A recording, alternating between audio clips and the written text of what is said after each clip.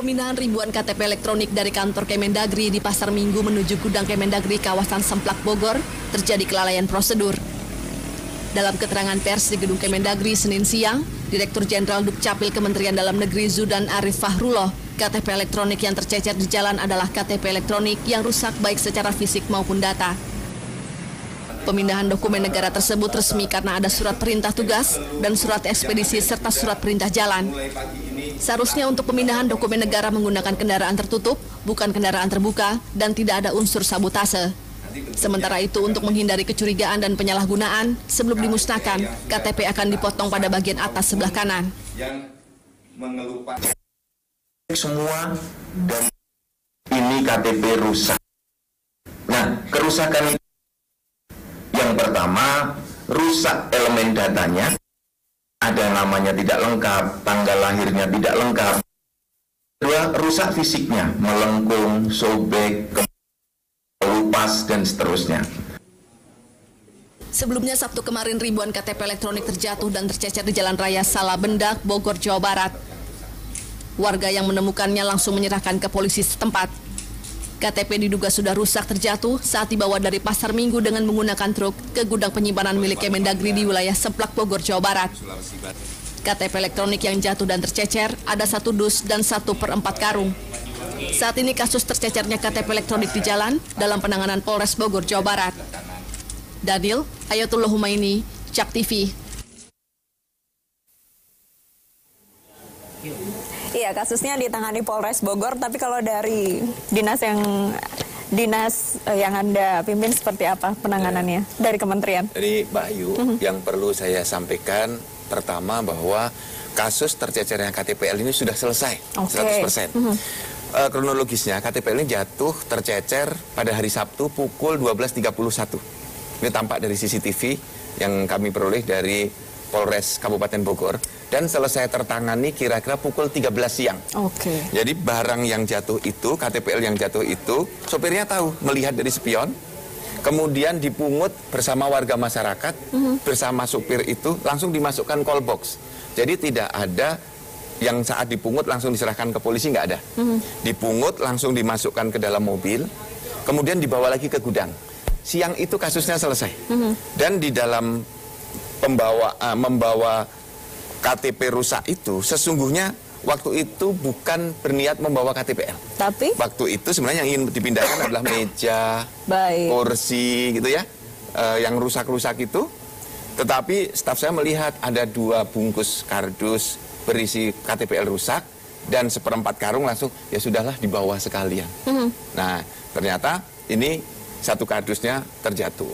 Biasanya dalam proses pemindahan apakah juga digunakan mobil terbuka atau sebenarnya selalu menggunakan mobil tertutup hanya karena mumpung numpang saja? Ya, protap kita itu adalah dengan mobil bak tertutup, dan itu dilakukan terus-menerus sampai sekarang. Ini kebetulan ya ini ujian kami di bulan Ramadan gitu. Anak ini berinisiatif dinaikkan hanya 2 dus, ternyata itu menjadi ya kecelakaan kecil. Kalau kasusnya sudah selesai. Tetapi karena ada warga masyarakat yang memotret dan memvideokan, kemudian diviralkan di media. Betul, kemudian viral dan kondisi KTP-nya bagus. Seperti ini, Mbak. Ini, seperti ini. Kalau kita lihat secara fisik tidak ada, belum ada kerusakan. Mengapa KTPL orang Sumatera Selatan ada di Jakarta?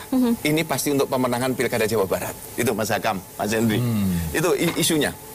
Memang Permendagri tentang tata kelola KTP elektronik, semua KTPL yang rusak itu harus dikirim ke pusat. Semua. Kebetulan KTPL ini dicetak tahun 2011. Baik. Kalau 2011 itu semuanya dicetak di pusat. Pak Zudan, kalau kita lihat kondisi fisiknya memang masih utuh ya? Iya. Lalu kenapa ini dibawa dan dipindahkan? Jadi Mbak Ayu, pertama KTPL rusak itu kategorinya 2. 1 rusak fisik, melengkung, patah, sobek, fotonya keblok gitu ya, atau rusak datanya. Rusak data itu datanya tidak tepat, nama, tempat lahir, tanggal lahir, atau orangnya sudah berpindah alamat. KTP yang lama dikembalikan. Nah, yang seperti itu dikembalikan ke pusat semua. Jadi kalau melihat seperti ini kita besarkan. Foto dari Pak Retno Haryanto ini dari Muara Enim itu kita besarkan, ya. Yang mana yang rusak tanggal lahirnya. Nah, ini KTP yang salah ketik dikirimkan ke warga, kemudian diperbaiki. Terlihat di database-nya. Database-nya ternyata tanggalnya salah. Nah, inilah yang benar. Yang bersangkutan membuat di 2011, kemudian ada pembetulan terakhir di 2013. Ini update-nya seperti itu. Baik. Nah, kecurigaan yang ingin saya sampaikan kepada warga masyarakat bahwa itu tidak logis. Kecurigaannya begini, Mas Hakam, Mas Henry.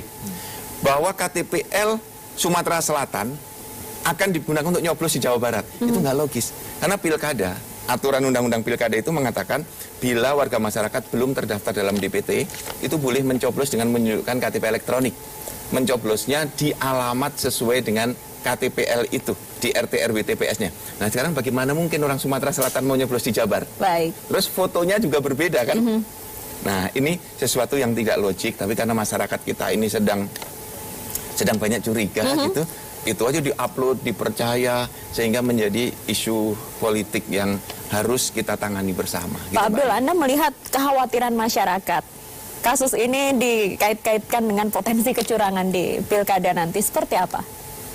Ya, waktu itu memang ketika terjadi pada kemarinnya, Komisi 2 langsung mengadakan rapat esoknya. Dan kita kemudian memutuskan untuk melakukan peninjauan ke Bogor itu. Yang di situ ada tersimpan 805.000, Prof ya? Ya. 805.000 KTP elektronik yang menjadi barang milik negara. Nah, waktu itu terjadi perdebatan kita. Artinya ini bagaimana kita memperlakukan pada KTP yang rusak ini atau yang dianggap invalid yang disimpan di Kemdagri dengan kejadian ini saya kira satu hal yang baik ya, bahwa kemudian kita mengantisipasi segala kemungkinan yang ada dengan kejadian ini. Yang pertama, kemudian kita lebih waspada dengan meminta agar dipotong secara fisik, karena memang KTP yang tersimpan di sana masih utuh. Jadi meskipun rusak secara data, tetapi KTP-nya utuh, gitu. Sehingga memang orang awam, apalagi misalnya yang dipakai di TPS, orang nggak bisa membedakan, ya kan? Nah, jadi akhirnya diputuskan, oke, sekarang dipotong. Jadi kemudian pada hari itu juga mulailah diangsur untuk dipotong. Yang kedua, terkait sebenarnya dengan eksistensi atau keberadaan iktp itu sendiri. Jadi dengan aturan KPU yang baru, itu seseorang tidak cukup dengan C6 datang ke TPS pilkada ini, pilkada 27 Juni ini. Jadi dia harus membawa KTP elektronik. Ya, kalau enggak surat keterangan atau suket itu. Jadi kalau dulu cukup dengan surat panggilan saja, surat undangan dari KPPS. Nah, ini akan menjadi satu isu yang krusial. Kenapa? Karena suatu perubahan baru bahwa seseorang harus menunjukkan KTP elektronik. Betapa pentingnya seseorang bisa kehilangan hak kalau dia tidak pegang kartu elektronik meskipun tercantum di DPT, meskipun dia pegang kartu undangan untuk datang ke TPS. Nah, jadi sangat krusial penting. Berikutnya adalah terkait dengan adanya petugas yang sebenarnya sulit membedakan KTP ini asli apa tidak. Kenapa? Secara fisik, kan KTP ini ya sudah seperti ini. Meskipun kalau kita lihat, sebenarnya tadi Prof ya, itu kan di dalamnya, saya tadi bisa contoh, nah ada chip. Nah ini di dalam KTP elektronik ini kan ada chipnya, tapi karena tidak ada card reader, sehingga kan tidak bisa terbaca sesungguhnya. Ini KTP bener apa nggak bener? Ya kan? Nah dulu pernah ada Mendagri, zamannya Pak Gamoan itu membuat surat edaran atau surat apa Prof, yang diminta agar instansi terkait membuat card reader itu, artinya instansi di kelurahan, di imigrasi, di pajak. Nah, saya waktu itu menyarankan sebaiknya saya kira ini bentuknya peraturan presiden agar instansi lain itu membuat card reader sehingga KTP ini meskipun tidak kelihatan ini KTP ada datanya nggak nih? Katanya ternyata ada data lengkap tentang kita. Ya. Selain yang tercantum di sini, artinya yang ini dan plus yang lain. Nah, itu artinya bahwa sesungguhnya ketika di TPS misalnya ya, di KPPS itu orang mungkin ya ini bener aja. Kenapa? Karena saya menemukan ada KTP palsu elektronik.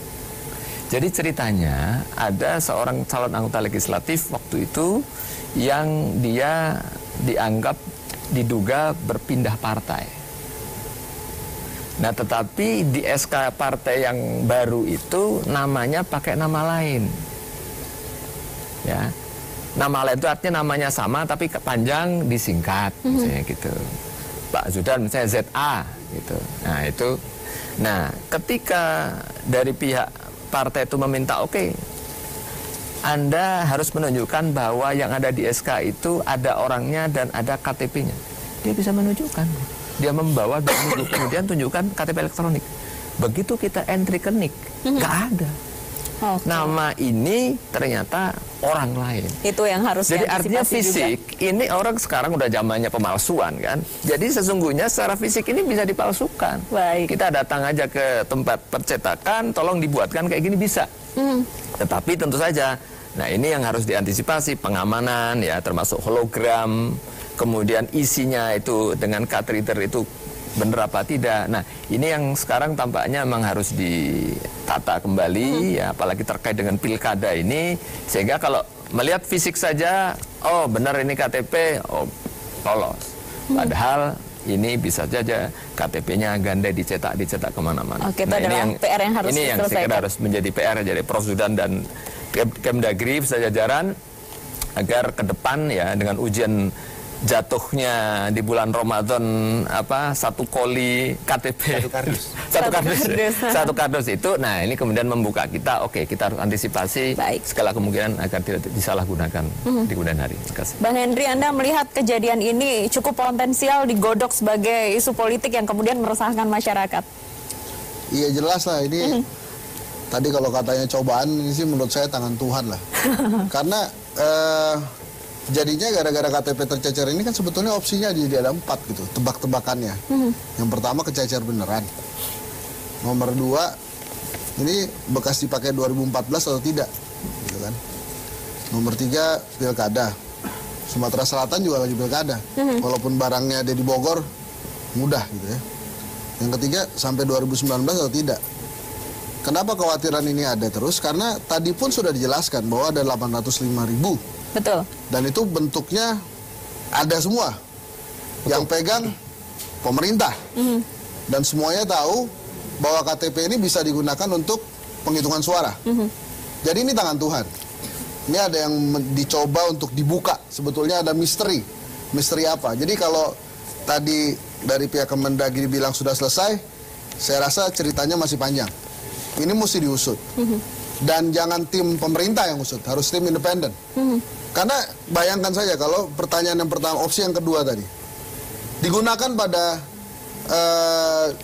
pemilu 2014, karena kan tadi dicetak 2011, barangnya masih ada. Mbak Ayu, terus kemudian jauh gitu ya, 2014 tidak pakai KTPL. Nggak, tunggu dulu dong. Sistem pemilunya tidak pakai KTPL. Anything could happen. Tapi itu adalah tangan Tuhan yang memberitahu, oh itu ada yang tercecer. Dan akhirnya semuanya membuka semua bahwa ternyata KTP itu tidak pernah dihancurkan. Disimpan itu beda loh dengan dihancurkan. Kalau dihancurkan mungkin ceritanya lain. Mulai hari Senin digunting. Tapi ternyata ini enggak digunting juga.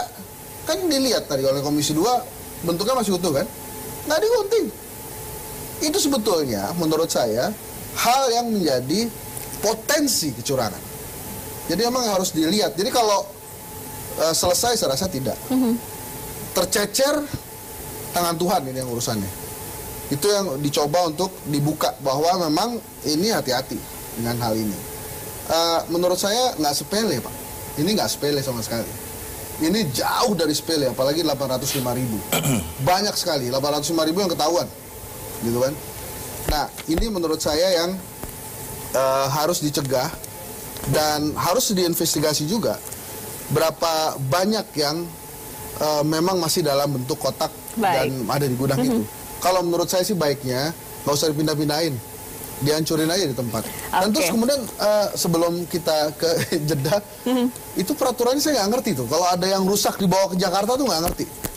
Itu menurut saya keajaiban birokrasi. Harusnya dihancurkan aja di sana kalau memang rusak. Oke, nanti tanggapan Pak Zudan usai jeda, pemirsa tetaplah bersama kami di Newsroom akan kembali usai jeda.